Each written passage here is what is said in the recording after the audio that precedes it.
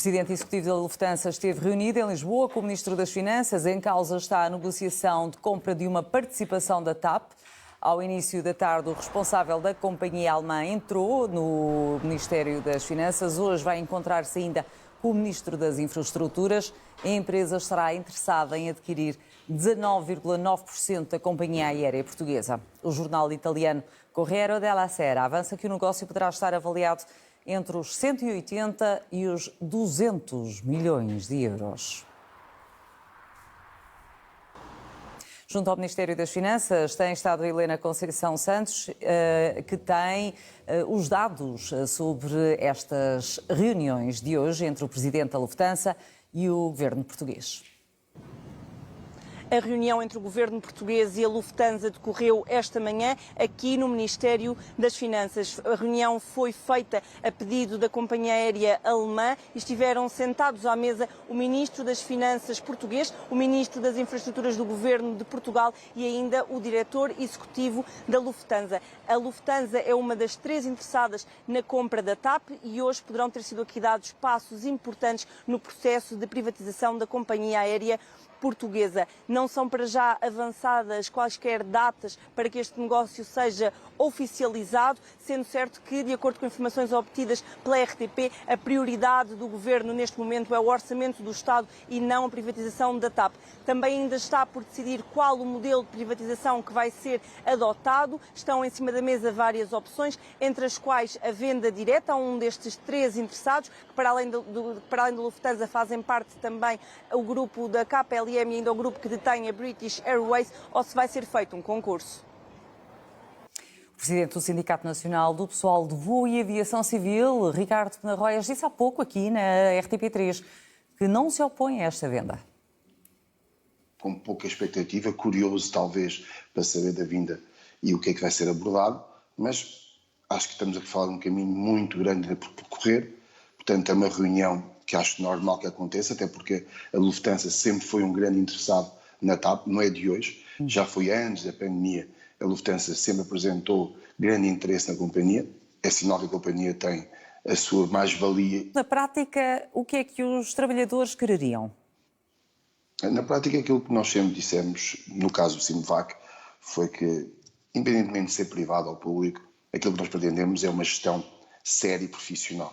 A verdade é que ainda recentemente os resultados que a TAP apresentou de lucros são importantes. É a demonstração de que a empresa, independentemente de ser pública ou privada, quando é bem gerida, quando há paz social, ela apresenta lucros, porque a empresa tem uma mais-valia enorme, tem um potencial enorme. Não se opõe a uma possível venda à Lufthansa?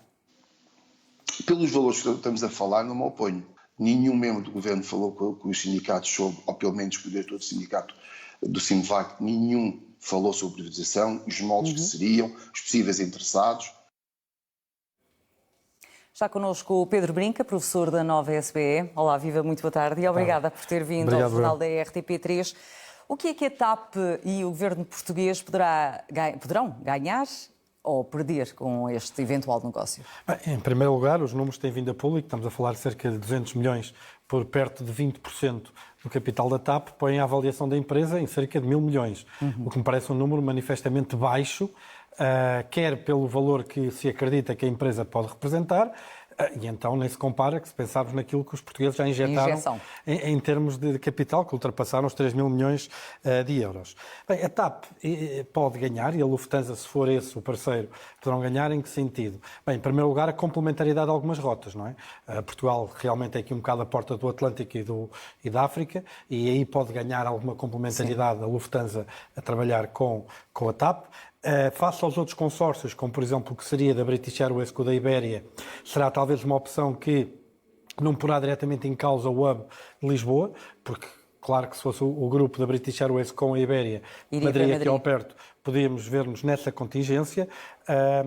Relativamente ao grupo da Air France com a KPLM, também me parece que esta proposta da Lufthansa pode ser mais vantajosa. Agora, o que é importante é que todos queiram, porque se todos quiserem significa que há mais concorrência, havendo mais concorrência há uma valoração superior da empresa e aí poderemos, obviamente, ganhar todos enquanto contribuintes, não é? Quando todos nós somos acionistas. Mas disse que o valor é pouco.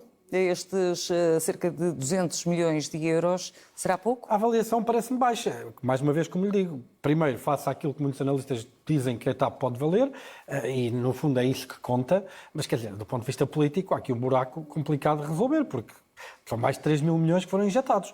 Quer dizer, se a empresa só vale 1.000 milhões e nós injetamos mais de 3 mil milhões, quer dizer, todo este processo parece-me um bocadinho ruinoso. Está quase fora de questão os portugueses conseguirem reaver, o Estado conseguir reaver os 3 mil milhões que foram injetados. Toda a gente percebeu, mesmo antes deles serem injetados, que seria o que iria acontecer. Para o consumidor, quer dizer, é bom para a TAP e para a Lufthansa, lá está, porque por um lado deixam de concorrer em algumas rotas que concorriam e por outro lado tiram partido das sinergias da complementaridade das rotas.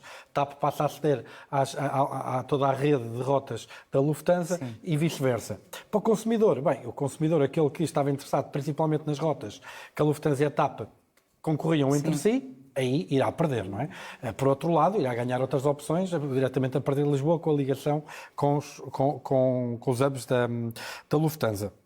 Os trabalhadores, eu acho que não há aqui grandes ilusões, porque qualquer processo que integra a TAP num grande grupo internacional, obviamente vão haver redundâncias em termos de muitas das funções. Há pouco falei exatamente com o Sindicato do Pessoal de Voo, que acreditava que não iria haver reestruturação a nível de recursos humanos.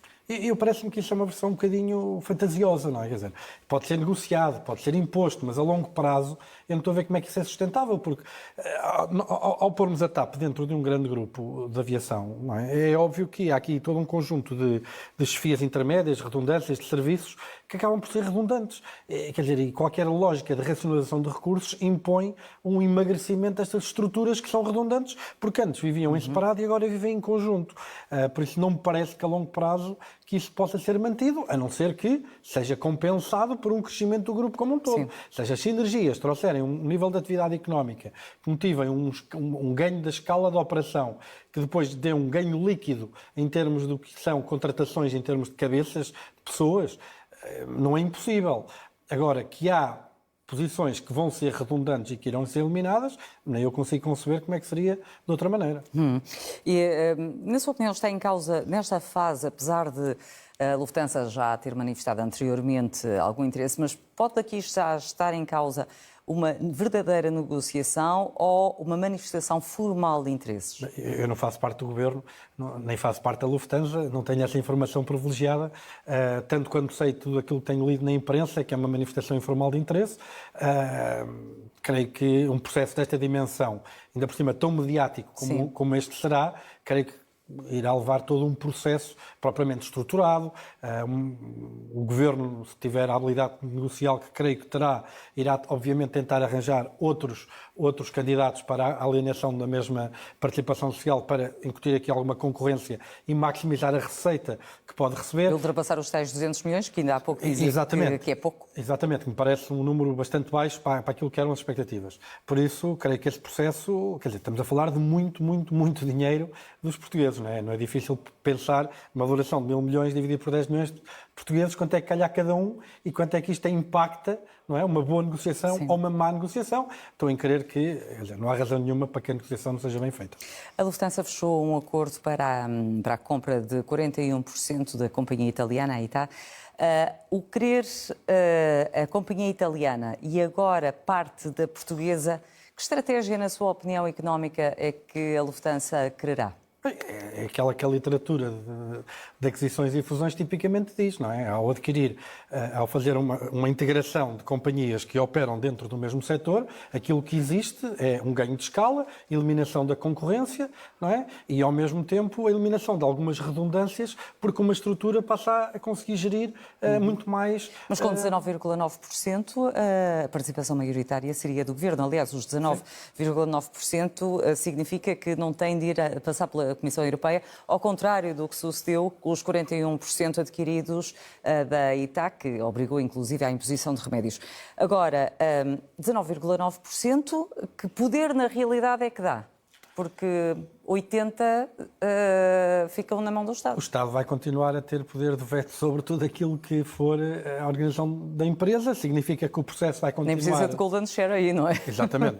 O processo vai continuar politizado, que não me parece que seja bom, para a operação normal da empresa. Nós temos aqui uma novela mexicana de não sei quantos episódios sobre o que tem acontecido com a TAP e com a promiscuidade entre o poder político e o que é a gestão até operacional da TAP, até voos que deviam acontecer de uma maneira e depois aconteceram de outra, porque havia um político que precisava de ir a esta hora.